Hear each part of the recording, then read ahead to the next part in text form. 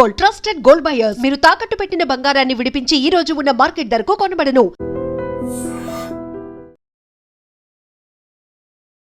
నమస్తే, welcome to I dream social spotlight with కవిత.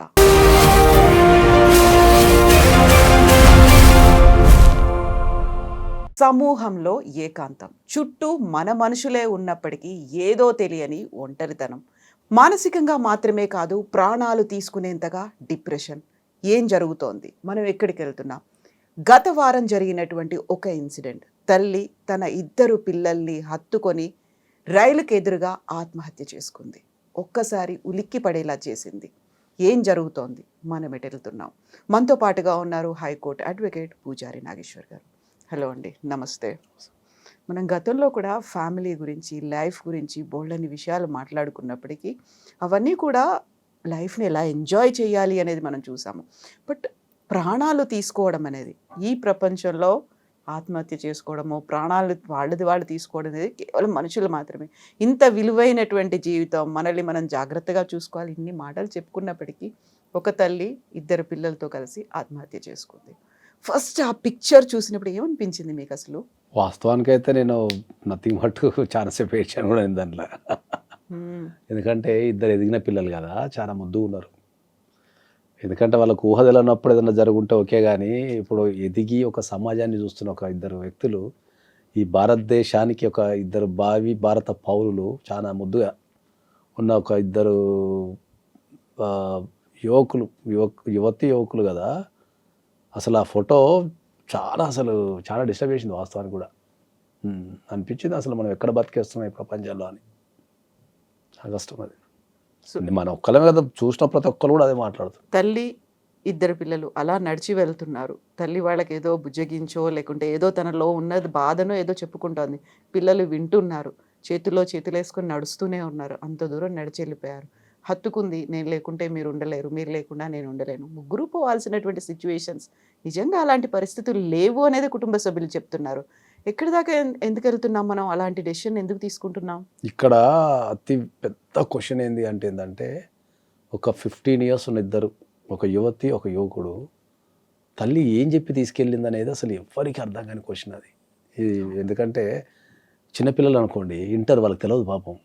అమ్మ ఎక్కడికి తీసుకెళ్తే వెళ్ళిపోతారు, నిలబడతారు, తెలియదు నెక్స్ట్ ఏం జరుగుతుంది అనేది. వాళ్ళకి జీవితం మీద అవగాహన ఉండదు. వీళ్ళకు 2 యుక్త వయసులో ఉన్న ఒక యువకులకి సమాజం మీద ఒక అవగాహన ఉంటుంది. ఏది మంచి, ఏది చెడు, ఏది చేయొచ్చు, ఏది చేయొద్దు అనేది ఉంటుంది కదా. వాళ్ళు ఎట్లా ఒప్పుకున్నారు అసలు దీనికి అనేది అసలు నాకు అది ఒక $1000 క్వశ్చన్ అది. అందులో ఎవరో ఒకరు ప్రతిఘటించాలి కదా. ఆడపిల్లనో లేకపోతే అబ్బాయో ఇది జరగదు, ఇది కాదని ఎవరికో ఫోన్ చేయటమో ఏదో ఒకటి చేయాలి కదా. ఫాదర్కి ఫోన్ చేయటమో, గొడవ పెట్టడమో చేయాలి కదా. అంత ఖచ్చితంగా ఏంటంటే, సరే ఆమె పెద్ద వ్యక్తి, సరే అదొక విషయం, కానీ ఇంత ఆ ఎదుగుతున్న పిల్లల్ని ఆమెకి ఎట్లా తీసుకోవాలనిపించింది అని కూడా అర్థం కాలేదు నాకు. అందులో భర్త పిల్లలకి స్వయంగా తండ్రి బర్త్డేని కొన్ని గంటల్లో సెలబ్రేట్ చేసుకోవాలి. అది కూడా ఒకటి ఉంది, బర్త్డే ఉంది, వాళ్ళ మ్యారేజ్ డే ఉంది. అసలు వీళ్ళు ఎట్లా ఒప్పుకున్నారు, ఆమె ఏమని చెప్పి ఒప్పుకుంటుంది, అసలు వీళ్ళందరూ ఏ ట్రాన్స్లో తిరుగుతున్నారు అనేది అసలు అర్థం కాలేదు నాకు. ఈ సంఘటన గనక సమాజాన్ని కదిలించకపోతే, దీని నుంచి వ్యక్తులు గుణపాఠం నేర్చుకోకపోతే, దీని నుంచి మనము దీన్ని ఒక పాఠంగా తీసుకొని మన కుటుంబాన్ని సరిదిద్దుకోకపోతే, ఇది మానవాళికి పెనుముప్పు కింద మారే అవకాశం 100% ఉంటుంది. ఆల్రెడీ ఇప్పుడు ఈ ఒక్క సంఘటనే కాదు, మనం వరుసగా ఒక 1 week నుంచి మీరు గమనిస్తే రాష్ట్ర వ్యాప్తంగా తెలంగాణ అండ్ ఆంధ్రప్రదేశ్ రాష్ట్రాలలో విచిత్రమైన ఆత్మహత్యలు జరుగుతున్నాయి. అదేదో ఒక రాష్ట్రానికి భూతం పట్టినట్టు, ఎవడో చేతవాడి చేసినట్టు రకరకాల ఆత్మహత్యలు జరుగుతున్నాయి. అసలు నాకైతే అసలు ఈ ఆత్మహత్యల పరంపర ఏంది అనేది కూడా అర్థం కావడం లేదు. ఒక తోటి మనిషిని కూడా మనం గమనించలేని స్థితిలో ఉన్నామా, మన చుట్టుపక్కల ఏం జరుగుతుందో గమనించలేకపోతున్నామా అనే స్థితిలో ఓడిపోయినామా. మనిషికున్న జ్ఞానం నశించిపోయిందేమో అనిపిస్తుంది నాకు అప్పుడు. ఆత్మహత్య చేసుకోవాలి, ఒక బలమైన రీజన్, ఒక బలహీనమైనటువంటి క్షణాలు, ఇవన్నీ చెప్పుకోవడానికి వినడానికి బాగానే ఉంటాయి. కానీ నేను, నాతో పాటు నా 2 పిల్లలు, ఒంటరితనం, ఇవన్నీ అనుకున్నప్పుడు వాటిని జయించలేమా మనం అసలు? అదే నేను మాట్లాడేది ఏంటంటే, జనరల్గా మానసికంగా ఆడవాళ్ళు చాలా ధైర్యవంతులు ఉంటారు. మగవాళ్ళ కంటే 100 times ధైర్యం ఉంటారు మానసికంగా. మగవాళ్ళు ఎప్పుడు శారీరకంగా బలంగా ఉంటారు తప్ప మానసికంగా ఎప్పుడు వీకే ఉంటారు. ఎప్పుడైనా మీరు ఎక్కడైనా చూసుకోండి, ఇది 100% సత్యం. ఇది ప్రకృతి ధర్మం ఇది యాక్చువల్లీ. ఎందుకంటే ఏ కష్టం వచ్చినా కూడా తట్టుకొని ధైర్యంగా నిలబడగలిగే శక్తి ఆడవాళ్ళకి ఎక్కువ ఉంటుంది కాకపోతే కంపారిజన్ టు మెన్. ఆడవాళ్ళు ఏడుస్తారు, అదే. మగవాళ్ళు ఏడవరు అనేది ఒక మిస్కన్సెప్షన్ కూడా అది ఉంది. అట్లా ఉంటుంది తప్ప వాళ్ళకు ఉన్న త్యాగం కానీ లేకపోతే వాళ్ళు పడే కష్టాలు కానీ వాళ్ళకి ధైర్యం ఎక్కువ ఉంటుంది, మానసికంగా చాలా ధైర్యం ఉంటుంది.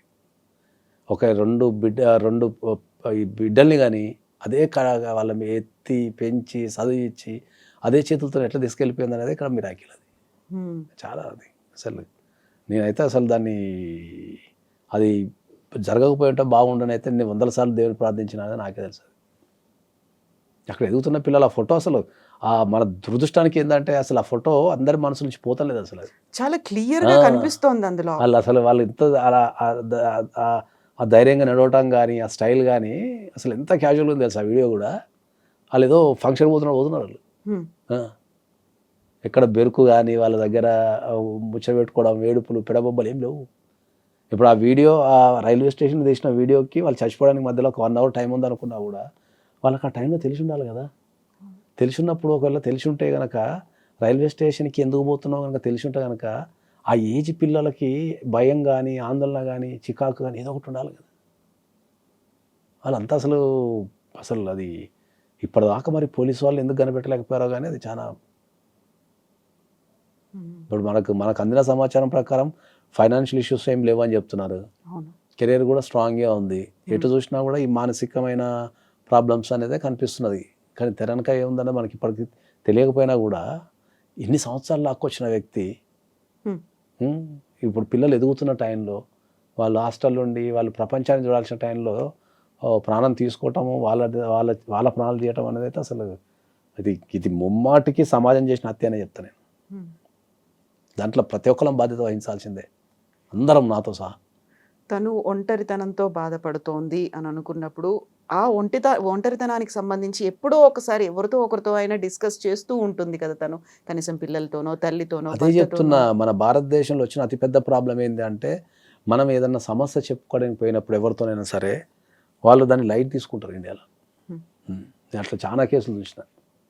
ఎవడో చాలా సందర్భాలలో నేను చచ్చిపోతాను ఉట్టిగానో బెదిరిస్తాను సరదాకు అంటారు.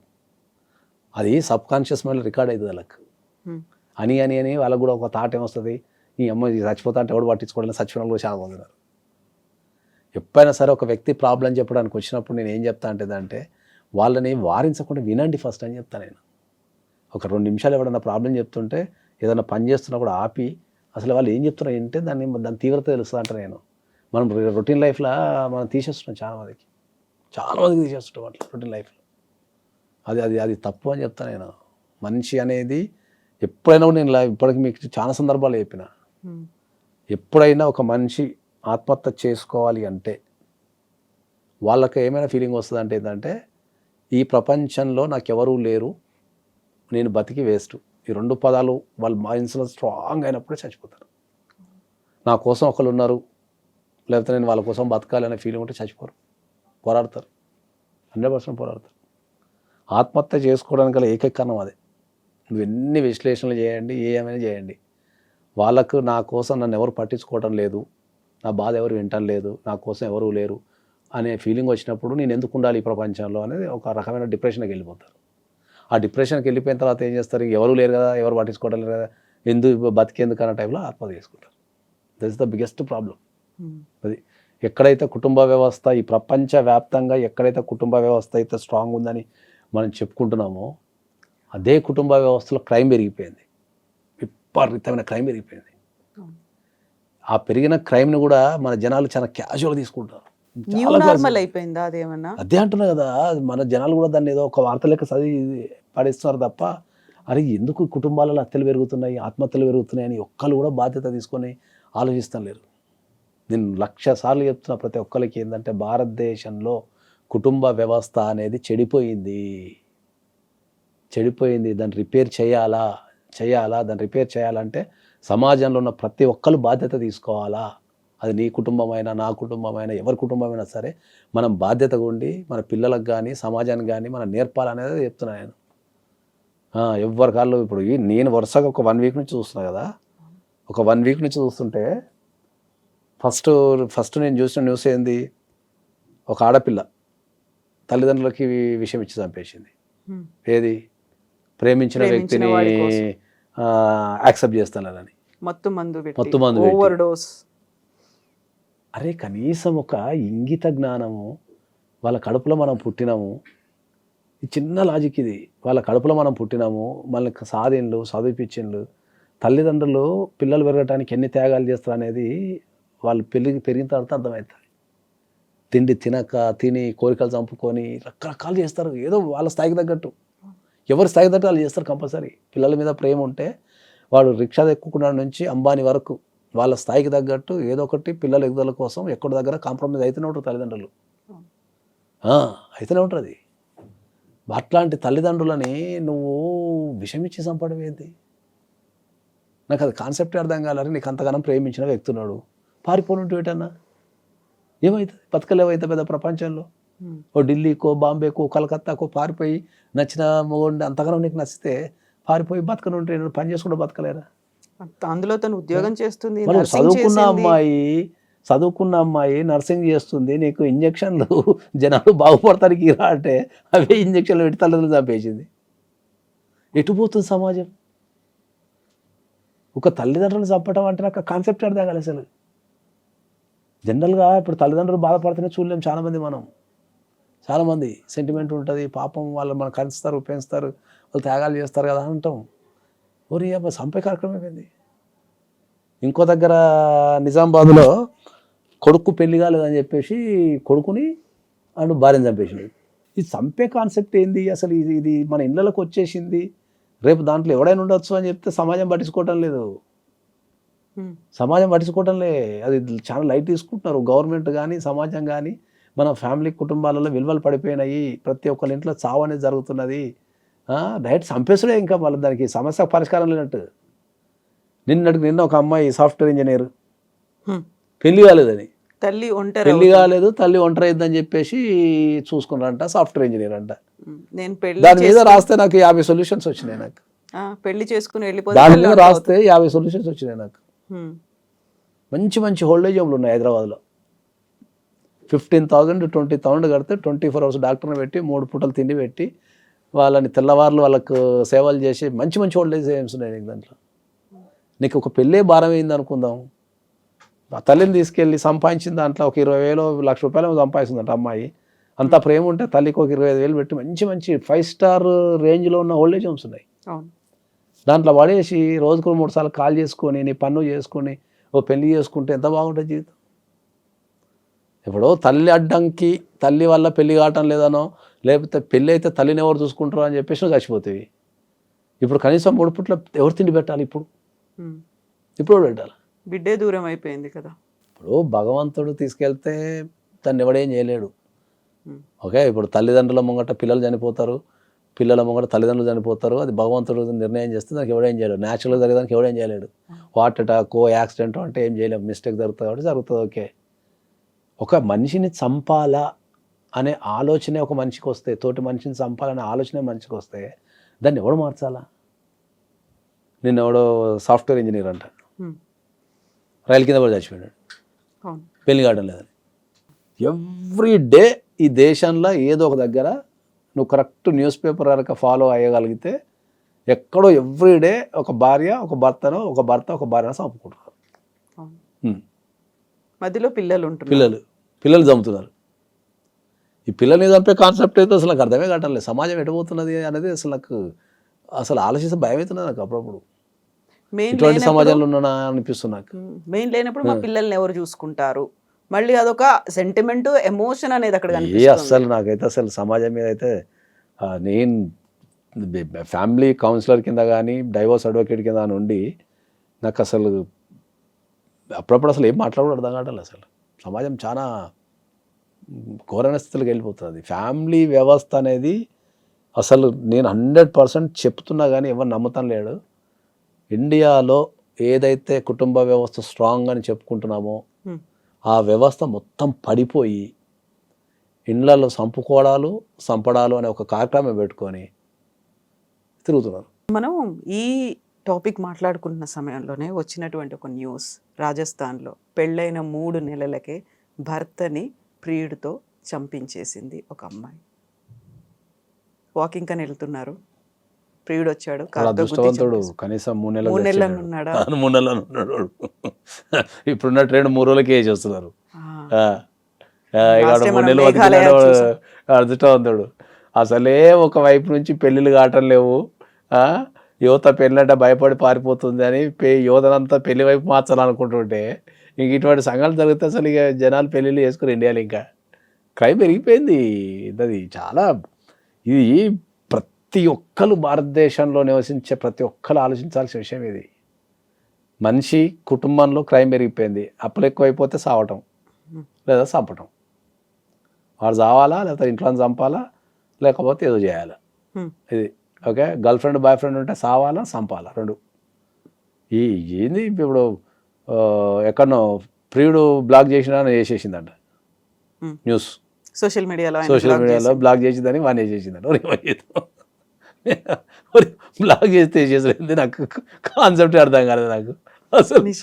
నేను నిన్నటిదాకా పెద్ద మేధాని అనుకున్నా కానీ ఇవన్నీ చూస్తుంటే అసలు నాకేం అర్థం కావడం లేదు. అసలు బ్లాక్ అయిపోతున్నది. బ్లాక్ చేస్తే అన్ని వేసేసి ఇప్పుడు అన్ని వేసేసి ఏడు నువ్వు జైల్లోనే ఉంటుంది. ఇక నువ్వు ఏ చదువులేదు దానికి. అరే జీవితం పెళ్లి చేసుకోవచ్చు, చంపేసుడు, రకరకాల చంపుడు. ఎవరు చంపడంలో కూడా క్రియేటివిటీ చూపిస్తున్నారు. ఎవరి స్థాయికి తగ్గట్టు వాళ్ళకు. అదే చెప్తున్నా కదా, మనిషి బలహీనుడు అయిపోయాడు. That's what I'm telling. మనిషి ఎప్పుడైతే మనం సమాజంతో కనెక్షన్లు ఉంటామో, సమాజం మీద బాధ్యత, మనకు భయం 2 ఉంటాయి. ఎప్పుడైతే సమాజం పట్టించుకోవడం లేదు, నన్ను ఈ సమాజం పట్టించుకోవడం లేదు అన్నప్పుడే ఓహో నేను ఏమైనా చేయొచ్చు అనే ఫీలింగ్ వస్తుంది. ఇప్పుడు సమాజం మీద నేను అదే చెప్తున్నా కదా నీకు, నీకు ఒక 1000 మంది ఫ్రెండ్స్ ఉన్నారు, నీ మొత్తం నీ బలగం ఒక 1000 మంది ఉన్నారు అనుకో, నువ్వు ఒక క్రైమ్ చేయాలంటే ఆలోచిస్తావు, 1000 మంది గురించి ఆలోచిస్తావు. బామ్మ ఇప్పుడు ఏదైనా చేస్తే ఈ 1000 మంది ఏమనుకుంటున్నావు గురించి అని ఆ భయానికి నీకు ఏమైనా ఆలోచించినా చంపేస్తావు. నీకు ఎవడు తెలియదు అనుకో, నాకు ఎవడు తెలియదు, ఎవడేమనుకుంటా నాకేంది, నాకు రిలేషన్ లేదు ఎవరితో, నాకు ఎవరు లేరు, ఎవడనుకుంటా నాకేంది అనే కాన్సెప్ట్లో తిరుగుతున్నారు వీళ్ళంతా.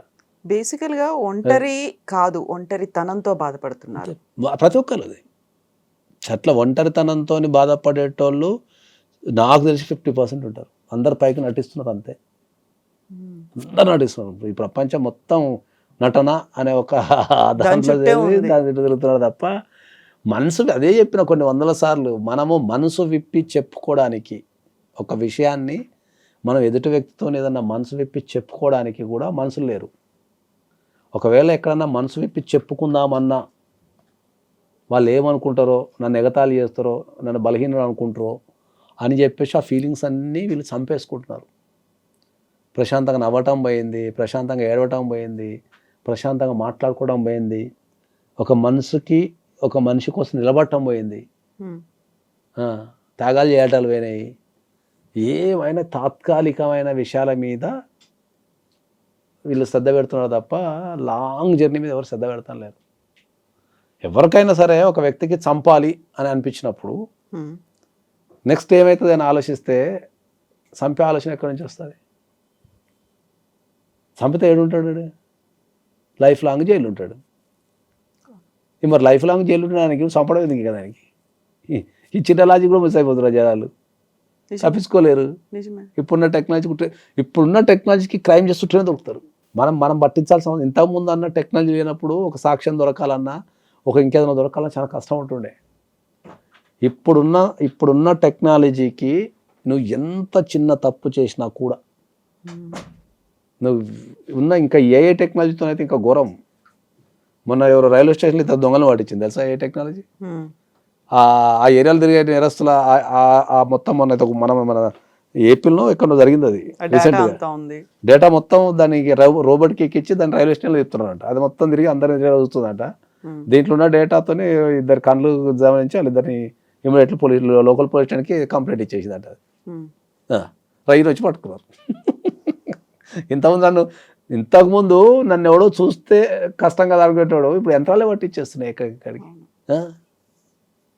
యంత్రాలు పట్టించేస్తాయి.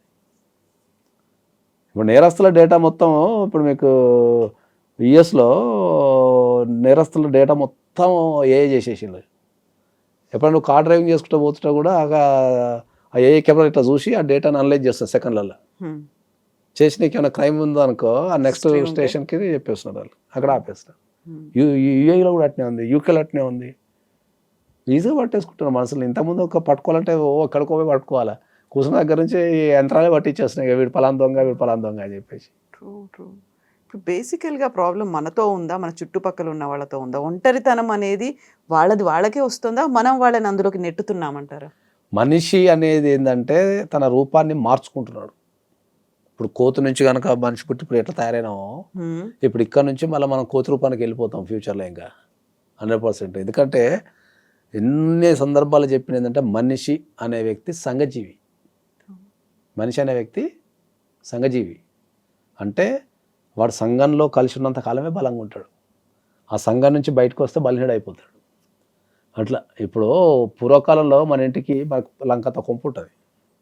ఓకే, ఎంతమంది వస్తే మనం అంత ధనవంతులం, సంతోషము అంత ధనవంతులం. వాళ్ళతోని కలిసి మాట్లాడి కూర్చొని అనుభూతులు పంచుకొని కష్టాలు సుఖాలు పంచుకొని నచ్చింది వండుకొని తిని బతుకుతుండే. ఇప్పుడు లంకంత కొప్పు ఉంటుంది, రావడానికి ఎవడు ఉండడు. వాడు రావాలంటే గేట్లు అవి ఇవి మా ఇల్లు ఏమో చెప్తారు కదా దాని పేరు, మైగేట్ యాప్ అంటారు కదా, మాది అలా గేటెడ్ కమ్యూనిటీ ఉంటుంది, మా దాంట్లోకి ఎవరు రాడని చెప్పుకుంటాం. మీ దాంట్లోకి ఎవరు రాకపోతే నువ్వు కొనుక్కునేది కట్ట నేను మళ్ళీ ఎవరు వాళ్ళు ఉండాలి, మాది గేటెడ్ కమ్యూనిటీ ఉంటుంది, మా దాంట్లో ఎవరు రాలని చెప్తారు. మరి అమ్మ మరి దానికి నువ్వు కొనుక్కునేది దానికి ఎవరు రాకపోతే నువ్వు దానికి. కష్టం అది, చాలా కష్టం. ఎందుకంటే నేను ఒక విషయం చెప్తా ఎప్పుడు అంటే, నన్ను చాలామంది క్వశ్చన్ అడిగినాను, మీ హోమ్ టూర్ చేస్తాం సార్ అని అడుగుతున్నాను సీరియస్గా. అందరు చేస్తున్నారు కదా సార్, మీరు కూడా సెలబ్రిటీ కదా, లేకపోతే మీరు టాప్ మోస్ట్ అడ్వకేట్ కదా, మీ హోమ్ టూర్ చేస్తాం సార్ అని అడుగుతారు. నేను మా హోమ్ టూర్ చూస్తే గుండా చచ్చిపోతారు అని చెప్తాను నేను. ఎందుకట్లా లావిష్గా అట్లా ఉండదు, రిచ్నెస్? 750 SFT మా ఇల్లు మొత్తం. మా ఇంట్లో ఎక్కడ కూడా ఇంట్లో అందరూ కనిపిస్తారు మాకు. మేము కిచెన్లో ఉన్న ఇంట్లో అందరూ కనిపిస్తారు, ఎక్కడున్నా ఇంట్లో అందరూ కనిపిస్తారు మాకు. మేము నలుగురు ఉంటాం, అందరూ కనిపిస్తారు కళ్ళం కంటే. ఏం చూస్తున్నా గుర్తుపడతా ఉంటేనే. నాకు ఒక 20 కోట్లు పెట్టి ఒక విల్లాని గంట సేపట్లో కొనగలుగుతా. ఎందుకు తీసుకో? నాకు న్యూయార్క్లో ఆఫీస్ ఉంది, లండన్లో ఆఫీస్ ఉంది, దుబాయ్లో ఆఫీస్ ఉంది, ఇండియాలో 5 floors ఆఫీస్ ఉంది. నా ఆఫీసు 12,000 SFT ఉంటుంది. అంతున్నప్పుడు 750 SFT ఎందుకు ఇల్లు మరి? అరే నాకు కళ్ళ మూట కనిపించాలి అందరూ. ఎవరు రూమ్లో పోయి వాళ్ళు ఏం చేస్తున్నారో తెలియక రూమ్లో వేసుకొని పండుకుంటే నీకు ఫ్యామిలీ బాండింగ్ ఎక్కడ ఏర్పడుతుంది? ఇంకా ఎదురు ఒక మనిషి తిరుగుతుండాలా, ఎదురుగా మాట్లాడుతుంటే కమ్యూనికేషన్ జరుగుతుంటుంది. 2 బెడ్రూమ్లు, ఒక హాల్, ఒక కిచెన్, అంతే మాది. సొంతిల్లే. కళ్ళముట కనిపించాలి నాకు. నేను తెల్లారులు వేస్తే US పోతా, UK పోతా, దుబాయ్ పోతా, ఎక్కడైనా ప్రపంచం మా పిల్లల్ని వేసుకొని తిరగలుగుతా ఎవ్రీ మంత్. కానీ ఇల్లు అంతే ఉన్నది.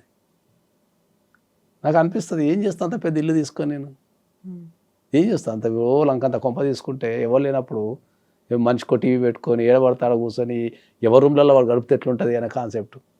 మన స్టేటస్ పెరిగిన కొద్ది చాలా రిచ్నెస్ అనేది కనిపించాలి, ఎలిగెంట్ గా ఉండాలి. రిచ్నెస్ అనేది మనం చేసే పనులలో కనిపించాలి తప్ప నువ్వు ఇంటితో రూపంలోనో కార్ రూపంలోనో చూపిస్తే వేస్ట్ అని చెప్తాను నేను.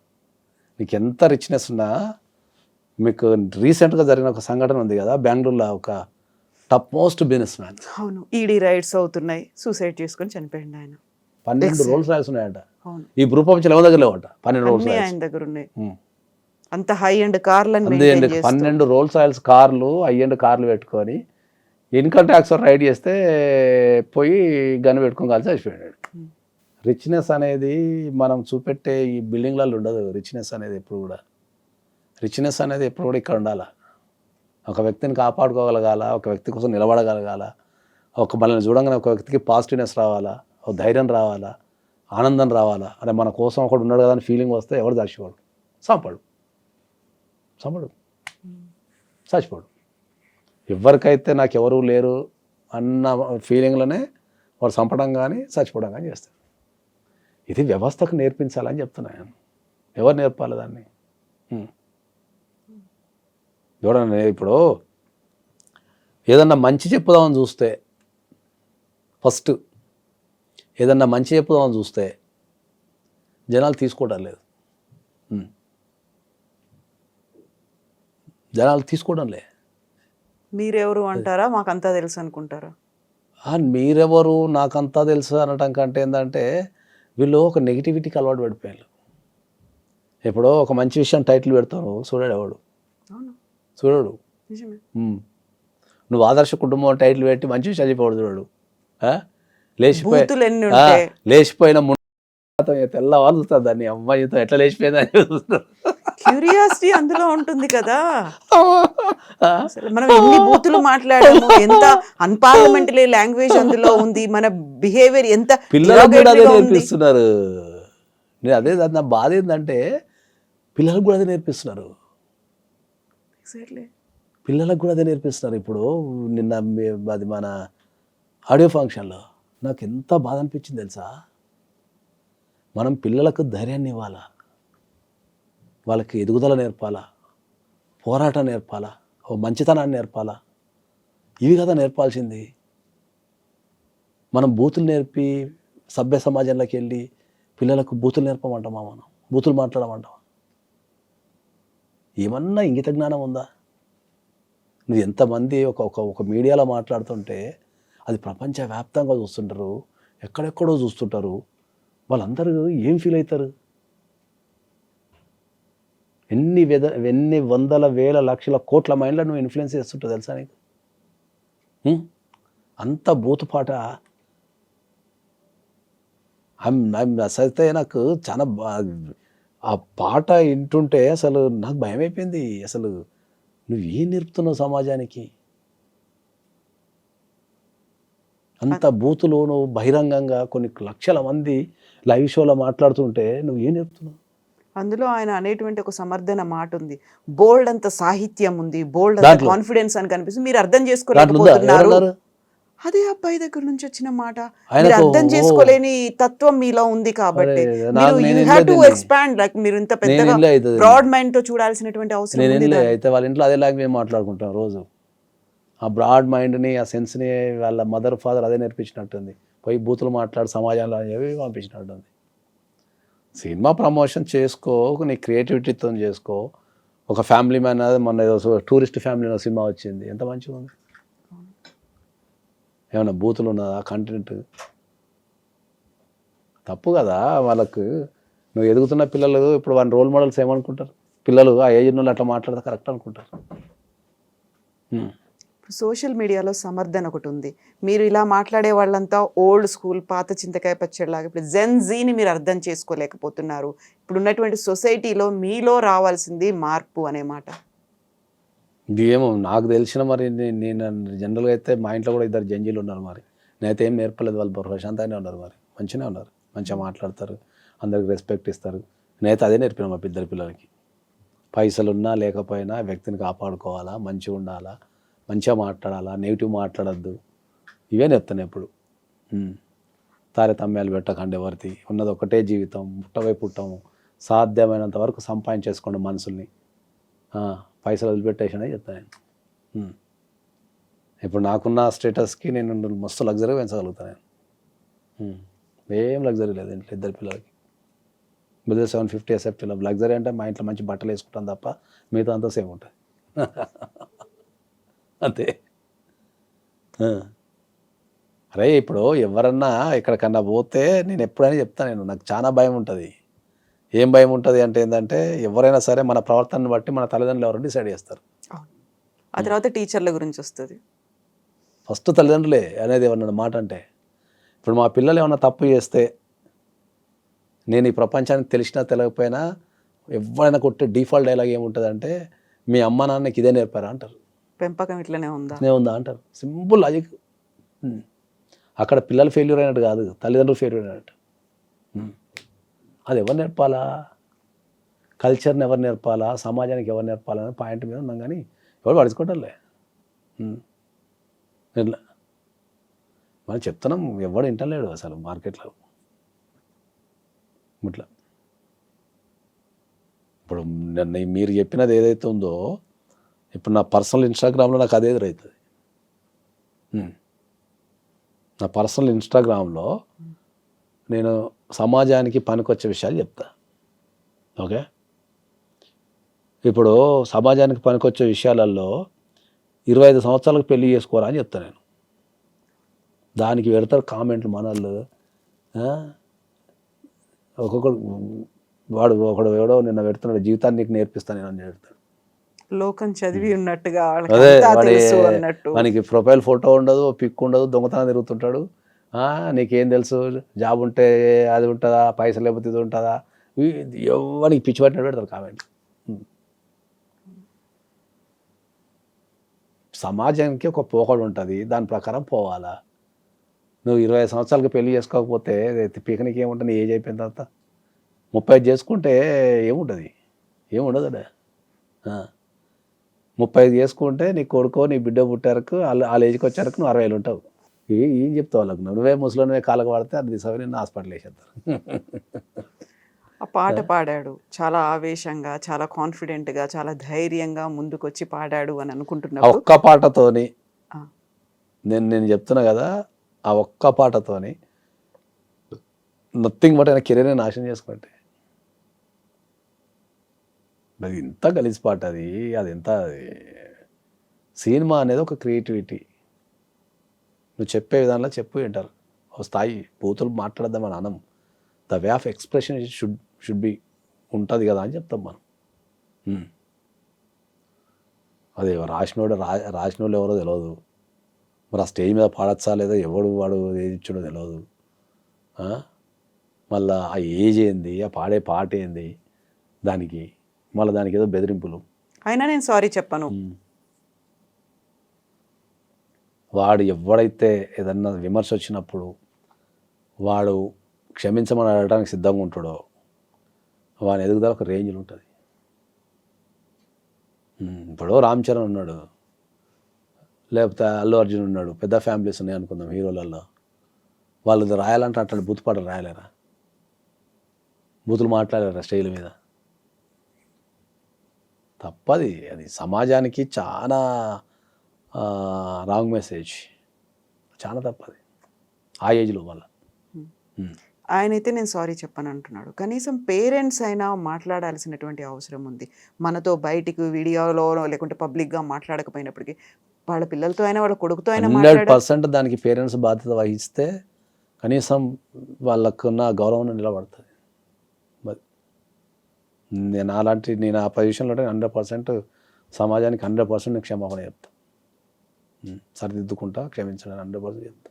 తప్పు అనేది జరుగుతుంది, తప్పు జరగదని నేను అంటలే. తప్పు అనేది మంచి చేయాలా, దాని నుంచి రియలైజ్ కావాలి, ఇంకా మరింత జాగ్రత్తగా ఉంటాడు. అట్లా ఇప్పుడు ఆ ఏజ్లో తెలవకపోవచ్చు. తెలవనప్పుడు ఎవరు సరిదిద్దాలి దాన్ని? పేరెంట్స్ సరిదిద్దాలి. నేనైతే ఆ ప్లేస్లో ఉంటే నేను బాగా చెప్తా, సమాజానికి కానీ ఎవరైతే ఇబ్బంది పడ్డారో అందరికి క్షమాపణ చెప్తాను. పేరెంట్స్కి తెలిసి చేస్తున్నారా, తెలవక చేస్తున్నారా అనేది వాళ్ళ కుటుంబం మీద ఆధారపడి ఉంటుంది. కానీ డెఫినెట్లీ అయితే దానికి క్షమాపణ చెప్పాల్సింది, దానికి వేరే ఆప్షన్ లేదు. ఎవరో అనామకంగా ఉన్న వాళ్ళో, ఏదో ఊరు పేరు తెలియని వాళ్ళో కాదు. ఆ జరిగింది, ఆ కుటుంబం తెలుసు, వాళ్ళ ఫాదర్ ఎవరో తెలుసు, అన్నీ తెలిసిన తర్వాత కూడా అంత ధైర్యంగా ఎలా పాడాడు, దాన్ని ఎలా సమర్థించుకుంటున్నాడు, ఇప్పటికి కూడా డిఫెండ్ చేసుకోవడం అనేది అదే 100% తప్పది. అదే చెప్తున్నాను, 100% తప్పది. దాన్ని సరిదిద్దాల్సిన బాధ్యత వాళ్ళ పేరెంట్స్కి 100% ఉంటుంది. వాళ్ళు దాన్ని సరిదిద్దగలగాల. ఆయనని one of the top most స్టార్ని చేయగల ప్రవర్తన ద్వారానే మనం టాప్ మోస్ట్ స్టార్ అవుతాం తప్ప తెర మీద ఏదో చేయడం ద్వారా ఎప్పుడు కాము. తెర మీద కొన్ని వందల మంది హీరోలు వస్తుంటారు, పోతుంటారు, కానీ కొంతమంది నిలబడతారు. ఆ కొంతమంది ఎందుకు నిలబడతారు అంటే ఏంటంటే వాళ్ళ ప్రవర్తన ద్వారా నిలబడతారు. ప్రవర్తన టువర్డ్స్ సొసైటీ కావచ్చు, ప్రవర్తన టువర్డ్స్ కోస్టార్స్ కావచ్చు, ప్రవర్తన టువర్డ్స్ ప్రొడ్యూసర్స్ కావచ్చు, ఏదున్నా ప్రవర్తనతోనే మనిషి నిలబడతాడు. వాళ్ళు నిలబడమే కాదు, మన మనసుల్లో కూడా నిలబడతాం మనం, 100% నిలబడతాం మనం. అట్లా యవ్వనంలో ఉన్నప్పుడు తప్పు చేయడం అనేది సర్వసాధారణంగా జరిగేది. ఎందుకంటే వాళ్ళకు సమాజం మీద అవగాహన ఉండదు, దాని ఇంపాక్ట్ తెలియదు, కొన్ని సమయంలో ఎట్లా బిహేవ్ చేయాలో తెలియనప్పుడు దాన్ని కంట్రోల్ చేయాల్సిన బాధ్యత, నేర్పించాల్సిన బాధ్యత తల్లిదండ్రులకే ఉంటుంది.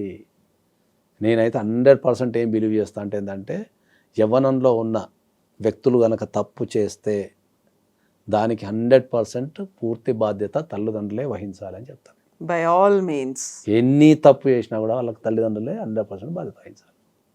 దానికి వేరే ఆప్షన్ లేదు ఇంకా. ఎందుకంటే పిల్లలు అనేది మన రిఫ్లెక్షన్. మనం ఏదైతే నేర్పిస్తామో వాళ్ళు అదే తీసుకుంటారు. అదే వాళ్ళు సొసైటీకి ఇస్తారు. నువ్వు సొసైటీకి నీ పిల్లగాడు ఏదో ఇచ్చిండు అంటే నువ్వు అదే నేర్పించుంటావు అంటాను డైరెక్ట్. నేను డైరెక్ట్ చెప్తాను అందరికి, డైరెక్ట్ చెప్తాను. విత్తనం ఏదేస్తే చెట్టు అదే వస్తుంది. డిఫాల్ట్ అది. దాన్ని 100% అంగీకరించాల్సిందే దానికి.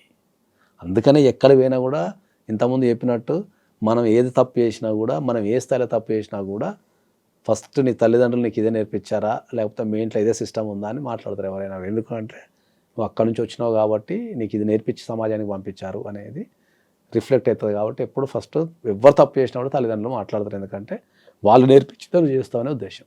బాధ్యతగా ఉండాలి కదా, నేర్పాల్సింది. వాళ్ళకేదో కెరీర్ ఇచ్చాం, వాళ్ళకేదో ఆస్తి సంపాదించి ఇచ్చాం, ఇది కాదు. ఆస్తులు నేను అందుకే చెప్తున్నా. ఇప్పుడు ఆస్తున్నోడు ఆత్మహత్య చేసుకుంటున్నాడు, లేనోడు ఆత్మహత్య చేసుకుంటున్నాడు. ఆస్తులు అనేది మనిషి జీవితంలో, నేను ఇంతకుముందు చాలా ఇంటర్వ్యూలో చెప్పిన, నా దగ్గర రూపాయి లేనప్పుడు, ఇవాళ కోట్లు ఉన్నప్పుడు నా జీవితంలో ఏ మార్పు లేదు. నా రోడ్డు మారలేదు, నేను తిరిగే ఫ్రెండ్స్ మారలేదు, నేను తిరిగే సమాజం మారలేదు. మారిందల్లా రెండే మారినాయి నా జీవితంలో. కట్టుకునే బట్ట ఒకటి మారింది, తిరిగే కారు ఒకటి మారింది తప్ప. ఇప్పుడు నాకు 100 కోట్లు వచ్చిందని మా అమ్మ నాకు అమ్మ కాకుండా పోతుంది ఏంది? ఫ్రెండ్స్ కాకుండా పోతారా? ఇప్పుడు 100 కోట్లు వచ్చింది అని చెప్పేసి నేను ఏదో ఒక్కరిని ఆఫీస్ పెట్టుకొని కూర్చోలేను కదా, గాల్లో తిరగలేరు కదా, తిరగలేం కదా. పైసలు అనేటివి మనిషికి సౌకర్యాన్ని మాత్రమే ఇస్తాయి, ఆనందాన్ని ఇవ్వవు అనేది నాకు అర్థమైంది. పైసలు సంపాదిస్తే అన్నీ వస్తాయి అనుకున్నా నేను కూడా. పైసలు సంపాదిస్తే అన్నీ వస్తాయి అనుకున్నా. సచ్చినంత పైసలు సంపాదించిన తర్వాత అర్థమైందంటే ఏది తీసుకురాదు, మళ్ళీ మనిషికి మనిషి సాయం అని చెప్పేసి నేనే మారిపోయి జనాల్ని కాపాడుకునే క్రమంలో తిరుగుతున్నాయి. 100 కోట్లున్నా నాకు ఆ మజారా ఆటలే. ఒక వ్యక్తితో మాట్లాడి వాని బాధ తింటానో, లేకపోతే వానికి సాయం చేస్తానో, వానితో ముచ్చట పెడుతున్నావు, వానితో కలిసి తింటున్నావు, తిరుగుతున్నావు, మజా వస్తుంది నాకు. మరి నా బ్యాంకులో ఉన్న పైసలు నాకు మజా ఇవ్వనప్పుడు, నాకు ఒక వ్యక్తితోనే మజా వస్తున్నప్పుడు నాకు ఏది ముఖ్యం? వాడు ఇది చెప్తాడు, ఇంత ఒక 10 పేల లేఖ రాసిండు అక్కడ, డబ్బుతో అన్ని సార్ అని. సౌకర్యం ఏంటంటే ఆనందం రెండు ఒకటే అంటాడు ఒకడు. సౌకర్యం అంటే ఏంది? ఇక్కడి నుంచి రంగాలు పోవాలి. ఎట్లా పోతాం అనేది సౌకర్యం. బస్ ఎక్కిపోవచ్చు, బాగా పైసలు ఉంటే లిఫ్ట్ కార్టర్లు కూడా పోయి రావచ్చు. బాగా పైసలు అనుకో లిఫ్ట్ కార్టర్ కొనుక్కొని పోయి రావచ్చు. మళ్ళీ లేకపోతే మంచి లగ్జరీ కార్ కొనుక్కొని పోవచ్చు. ఇది సౌకర్యం. ఆనందం అంటే ఏంటంటే ఆ పోయే జర్నీని నువ్వు ఎంత ఎంజాయ్ చేస్తావు. ఇప్పుడు నీ పక్కన మనసులో కారు ఉంటుంది, డ్రైవర్ ఉంటాడు, నువ్వు వెనక ఒక్కనే కూర్చుంటావు, పోతావు. సౌకర్యం అంతే అది. నువ్వు బస్సులో కూర్చొని నీకు ఇద్దరు ముచ్చట పెట్టేటోళ్ళు ఉన్నారు అనుకో, మంచి వాళ్ళతో ముచ్చట పెట్టుకుంటూ పోతే నువ్వు బస్సులో పోయినావా, కార్లో పోయినా, లిఫ్ట్ కార్ట్లో పోయినావా, అంత ఆనందం ఏదాలకు. ఆ వ్యక్తులతోని కూర్చొని మాట్లాడే విధానం ఆనందం ఇస్తాను నీకు. అది అంతా అయిపోయినాకైనా తత్వం బోధపడుతుందా? మారారు ఇంకా అప్పుడు కూడా? చెప్పేటోళ్ళు లేరు కదా, అదే చెప్తున్నా కదా, చెప్పేవాళ్ళు లేరు. నాలాగా ఎవడన్నా చెప్పేటోడు ఉంటే మనల్ని ఇంకా విమర్శిస్తున్నారు, డిమోటివేషన్ చేస్తున్నారు. అరే సమాజంలో బాగుపడండి రయ్యా, మంచిగా ఉండండి రయ్యా, ఉన్నది ఒకటే జీవితం, మళ్ళీ పుట్టపై పుట్టాము, అందరం మంచిగా ఉండాలా, ఒకరికొకరు సాయం చేసుకోవాలా, మోసాలు చేయొద్దు, మంచిగా ఉందాము, ఒకరికొకరు హెల్ప్ చేసుకుందాము, మంచిగా బతికేద్దాము, మళ్ళీ పుట్టపై పుట్టాం కదా, ఉన్నప్పుడే మంచి జ్ఞాపకాలు పోగు చేసుకొని ఓ ధైర్యాన్ని తెచ్చుకొని అందరం కలిసి తిని చచ్చిపోదాం రాయ్యా అని నేను చెప్తే ఎవడు ఏది పడుతుంది ఆడాడుతాడు. ఇప్పుడు మీరు అన్నట్టుగా జిందగీ నా మిలేగి దొబారా అంటే దాన్ని ఇంకొక యాంగిల్లో కూడా ఆలోచించి ఎక్స్ట్రీమ్ చేసేవాళ్ళు కూడా కనిపిస్తున్నారు. ఎలా అయితే డౌన్ అయిపోతున్నామో 2 sides చూసుకుంటే, ఇదే ఒక్క జీవితం అనుకుని మోటివేట్ అయ్యి ముందుకెళ్లే వాళ్ళు ఉన్నారు, ఇదే ఒక్క జీవితం ఉంది మళ్ళీ నెక్స్ట్ ఎలా ఉంటుందో తెలియదు అనుకుని దాన్ని ఇంకా ఎక్స్ట్రీమ్ స్టేజ్కి తీసుకెళ్లే వాళ్ళు కూడా ఉన్నారు. ఇది ఏం ఎక్స్ట్రీమ్ తీసుకెళ్ళి ఏం చేస్తాను? మా అంటే మందు తాగుతావు, సింప్లిఫై చేస్తే. ఎంజాయ్ చేయటం అంటే అందరూ ఏమనుకుంటున్నారు, ఎంజాయ్ చేయటం అంటే మందు తాగటము, ఎంజాయ్ చేయటం అంటే డ్రగ్స్ తీసుకోవటము, లేకపోతే ఎంజాయ్ చేయటం అంటే రకరకాల వ్యక్తులతో ఇల్లీగల్ కాంటాక్ట్స్ పెట్టుకోవడం, ఇవన్నీ ఎంజాయ్మెంట్ అనుకుంటున్నారు వీళ్ళు. అట్లా చాలా ఉన్నాయి ఎంజాయ్ గురించి చెప్పాలంటే. మనం ఎంజాయ్ చేయటం అంటే అది కాదు అనే విషయాన్ని మనం చెప్తే ఎవడు పట్టించుకుంటున్నాడు? ఏమని చెప్తాం మనం? ఏమి చెప్తే పరిస్థితులు కూడా లేదు. తల్లిదండ్రులు కూడా అట్నే తయారైన, తల్లిదండ్రులు కూడా అట్నే తయారైన నిజంగా. ఎందుకంటే నేను నిన్న ఆఫీస్లో కూర్చొని పనిచేస్తుంటే ఇదే మన చంద్రహాస్ది రీల్ వచ్చింది. ఆ పక్కన కూర్చొని ఒక వ్యక్తి రీల్ చూసుకుంటూ కూర్చున్నాడు, నేను పని చేసుకుంటూ కూర్చున్నా. నిన్న రాత్రి 9 o'clock వాడు మాట్లాడింది నేను భలే మాట్లాడినాడు. ఎంకరేజ్మెంట్ భలే మాట్లాడినంటే అసలు నాకు ఒక బ్రెయిన్ ఆగిపోయిన తర్వాత ఆ వ్యక్తికి ఎవరైతే ఆ వ్యక్తికి ఉన్న పిల్లలు ఏం చేస్తున్నారో ఆలోచిస్తే ఆయన బిహేవియరు వాళ్ళ పిల్లల బిహేవియర్ సేమ్ ఉంది. భయమైంది ఒక నిమిషం, ఓహో నువ్వు సమాజానికి ఇది చెప్తున్నావా అని చెప్పేసి. నెగిటివిటీ ఇంట్లో నుంచే పెంచి పోషిస్తారు అందరు. ఎట్లా ఇంట్లో చంపుకోవడం అనే కాన్సెప్ట్ నాకు ఇప్పటికీ అది అర్థం కావట్లేదు. నాకు కడుపులో పుట్టిన వాళ్ళని చంపుకోవడం ఏందనే కాన్సెప్ట్ అర్థం కావడం లేదు నాకు. రక్త సంబంధాన్ని చంపుకోవడం ఏంది? పగ కోసమో లేకపోతే ఎదగటం కోసమో ఏదో తెలవని చంపినాం అంటే ఓకే, అది యుద్ధకాలం నుంచి ఉంది కాబట్టి ఇట్స్ ఓకే. అధికారం కోసం వేరేటోని చంపినాం అంటే ఓకే. కానీ ఇంట్లో చిన్నప్పటి నుంచి పెరుగుతాము, వాళ్ళతో కలిసి తిరుగుతాము, అన్ని పంచుకుంటాము. నిన్న ఎవడో మాడోకెన్ని చంపినాడు. ఒక వ్యక్తిని, మనకు కడుపులో మనతో పాటు పుట్టిన ఒక వ్యక్తిని మనం కాపాడుకోవాల్సింది పోయి చంపే కార్యక్రమం ఏంది అసలు? ఇది ఈ సమాజం ఎటుపోతుంది? ఇది ఎవరు చెప్పి సావాలా? ఎవరు చెప్పి సావాలా?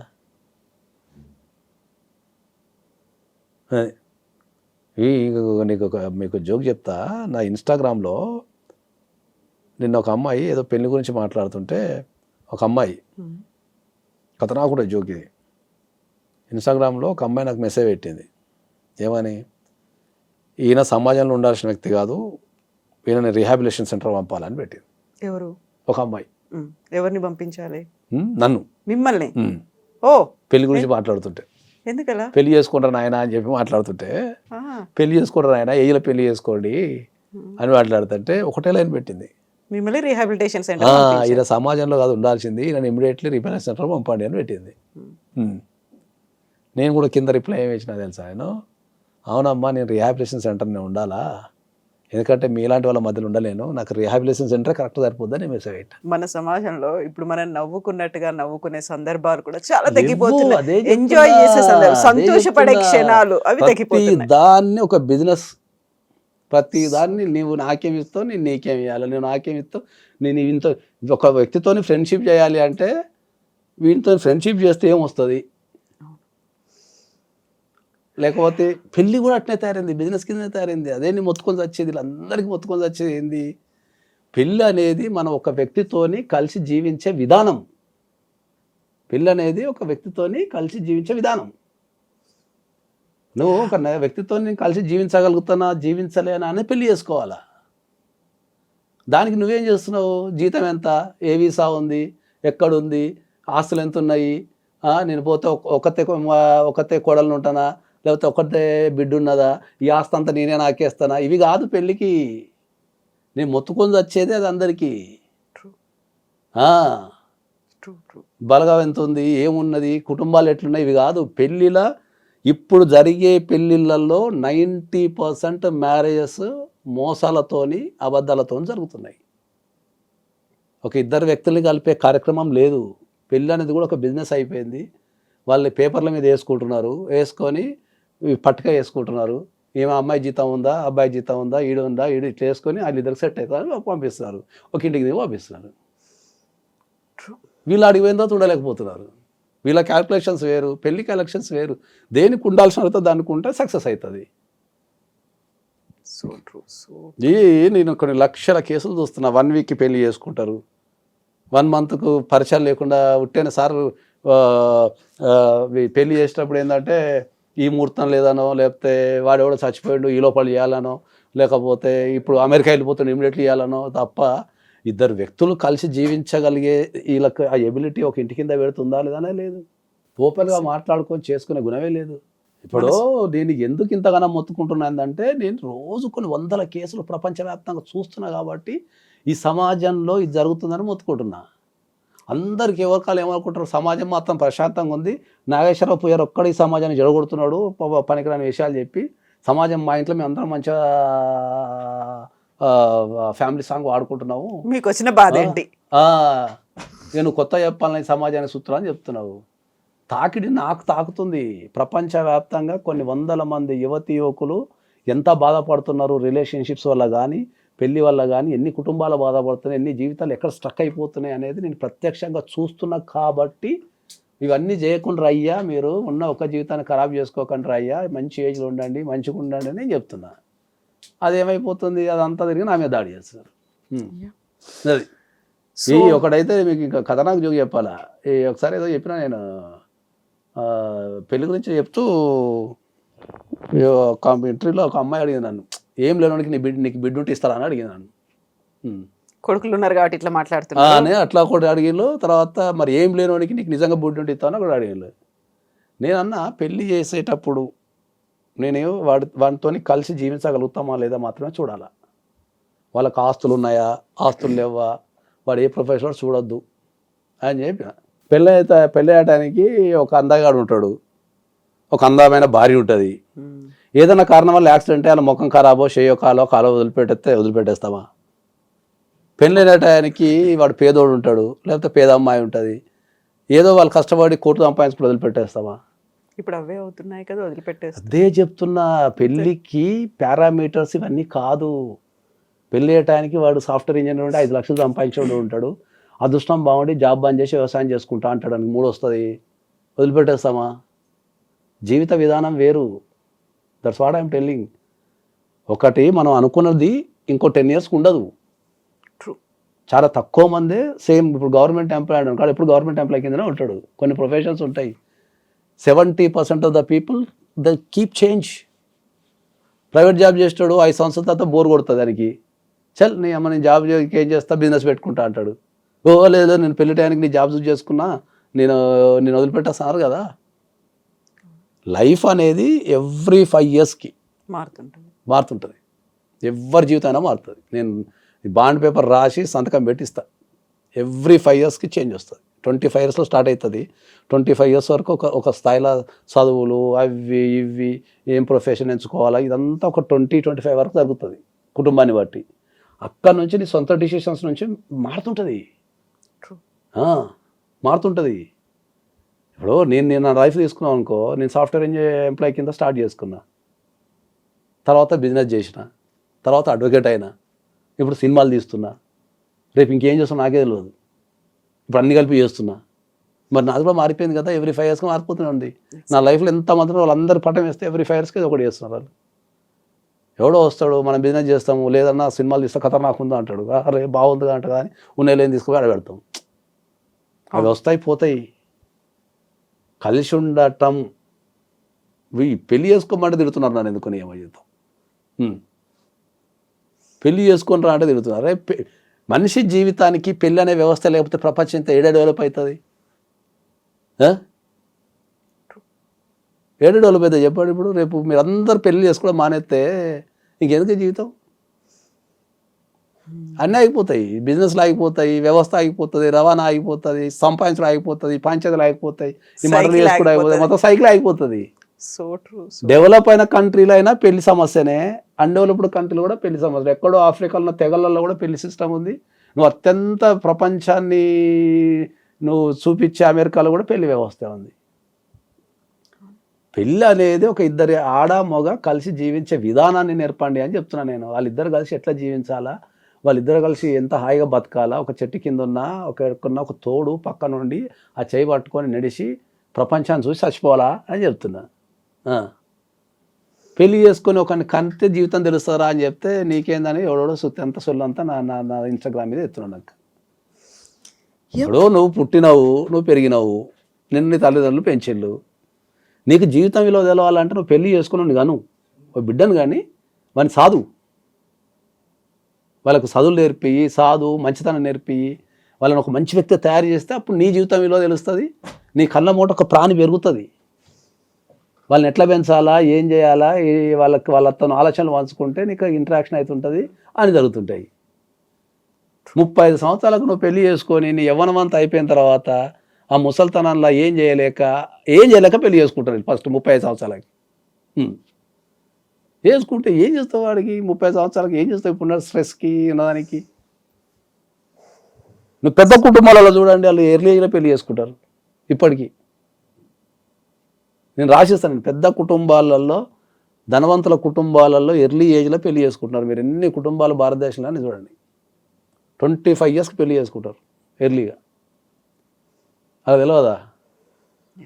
ప్రపంచం అంతా ఒక రకమైన మైకంలో పడిపోయింది. ఏంటి అంటే పైసలు ఉంటేనే జీవితం, పైసలు లేకపోతే ఎవరు డేకడు, పైసలు లేకపోతే ఎవరు కేర్ చేయరు. పైసలు ఉంటేనే జీవితం, కారు ఉంటేనే జీవితం, బంగారం ఉంటేనే జీవితం, మీరు అన్నట్టు మంచి పాష్ బంగ్లా ఉంటేనే జీవితం. ఈ అన్నిటి దాంట్లో మనిషి పడి కొట్టుకపోయి అసలు మనిషి యొక్క అర్థం పరమార్థం అంతా మారిపోతుంది. కొన్ని లక్షల సార్లు చెప్పిన ప్రతి ఇంటర్లో చెప్తున్నా ఏంటంటే, మీకు ఏ రకమైన సమస్య ఉన్నా నా ఆఫీస్కి రండి, నేను ఏదో ఒక సొల్యూషన్ చేస్తాను. నాకున్న తెలివితేటలతోని, నాకున్న పరిచయాలతోనో ఏదో ఒకటి దానికి అవుట్కమ్ ఏదో ఒక రకంగా ఇవ్వగలుగుతారని ఆయన. ఈ సంపే కార్యక్రమాలు సచిపే కార్యక్రమాలు పెట్టుకోకంటారు ఆయన. 1000-2000 పెడితే ఈ దీంట్లో కూడా మళ్ళీ ఉన్నది. ఇంకా సార్ మీరు రమ్మంటున్నారు 1000 రూపాయలు అడుగుతున్నారు సార్ అంటాడు. సార్ మీరు రమ్మంటున్నారు మళ్ళీ 1000-2000 వసూలు చేస్తున్నారు సార్ అంటారు. మరి ఆ 1000-2000 వసూలు చేయకపోతే నేను ఇంటికి బియ్యం తీసుకెళ్ళాలా, లేకపోతే మా పూర్వాలు పసుతాం అనుకుంటున్నాడా? 1000-2000తో నీకు జీవితంలో నీకు ఆ 1000-2000తో జీవితానికి సంబంధించిన సమస్య పరిష్కారం దొరుకుతున్నప్పుడు ఈ జైలు జీవితాలు, ఈ పారిపోవడాలు, సంపడాలు ఇవన్నీ తగ్గిపోతాయి కదా ఆ 1000-2000తోనే. So true, accept, agree that. Thank you so much అండి. And for more videos, Please subscribe to iDream. Please subscribe to iDream. Please subscribe iDream. And please subscribe to iDream. For more videos, subscribe to iDream. please like, share and subscribe to the channel. Congratulations, iDream. Subscribe to iDream. Subscribe to iDream. So subscribe to iDream Media. iDream team andarki huge congratulations. Please subscribe iDream Media. Please subscribe to iDream. Subscribe iDream. Please subscribe to iDream. iDream అంటే నా కళల ఛానల్ను subscribe చేసుకున్న నోరు తిరుగుతలేదు, మీరైతే గంట గుర్తు కొట్టండి. For more such videos, please subscribe to iDream. Subscribe to iDream. Please subscribe to iDream. Please subscribe iDream Media. Please do subscribe to iDream. Please subscribe to iDream Media. For best entertainment and information, please subscribe iDream. And don't forget to subscribe to iDream.